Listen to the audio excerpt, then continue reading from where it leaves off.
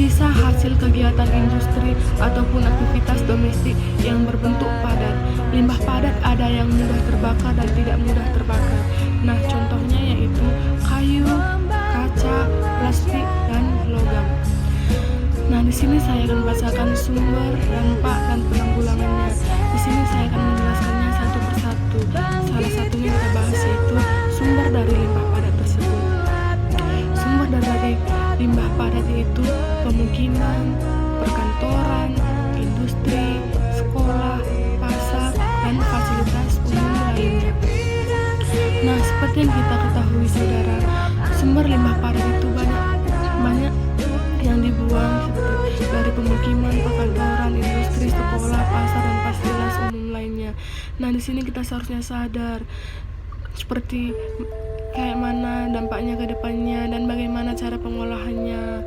Dan di sini saya akan bacakan dampak limbah padat tersebut. Limbah padat tersebut bisa semakin terasa saat limbah itu sudah membusuk. Saat limbah membusuk, nah kita bisa merasakan bau yang tidak enak dan bisa mengganggu kesehatan dan bisa mengganggu orang tua, anak-anak, dan janin. Nah, seperti yang kita ketahui saudara, marilah kita sama-sama mensterilkan lingkungan kita agar tidak terjadi kontaminasi. Nah, tidak sedikit juga limbah tersebut menimbulkan gas beracun. Nah, di sini pusat perhatian saya, limbah beracun seperti asam sulfat, metana, dan amonia. Jika dibuang langsung ke perairan, limbah jenis ini juga bisa mencemari air dan lingkungan di sekitarnya. Nah, limbah tersebut atau limbah padat ini sangatlah berbahaya, dan marilah kita sama-sama untuk menjaga lingkungan kita ini supaya tetap sehat dan tidak terjadi pencemaran, baik itu pencemaran langsung maupun tidak secara langsung. Nah, di sini kita mengetahui saudara, limbah padat tersebut ini sangatlah berbahaya. Salah satunya itu bisa terjadinya itu seperti gas beracun. Kita ketahui seperti gas beracun ini sangatlah tidak sehat untuk kesehatan kita. Bahkan kita ketahui sekarang ini banyak sekarang virus-virus yang tersebar yaitu COVID-19. Kita tahu COVID-19 ini terjadi, mungkin kita nggak tahu seperti apa COVID ini terjadi. Jadi kita seharusnya mengurangi penyakit-penyakit yang ada di dunia ini atau di Indonesia, bahkan di lingkungan kita sekitar kita sendiri.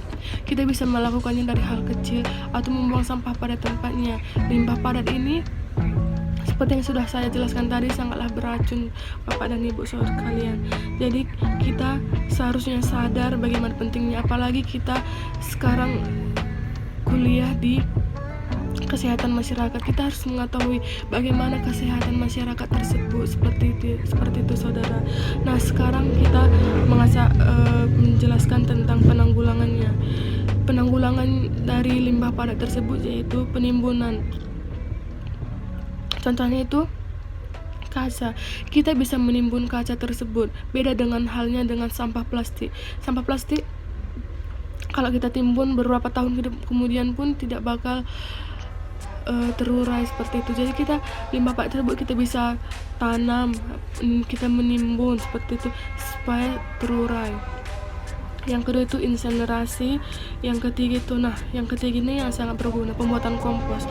Di sini kita bisa membuat kompos dari limbah padat tersebut dan bisa berguna untuk kita sendiri.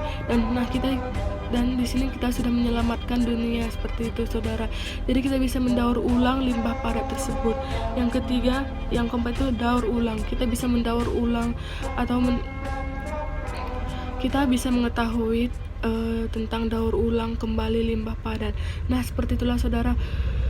Sekian dan terima kasih.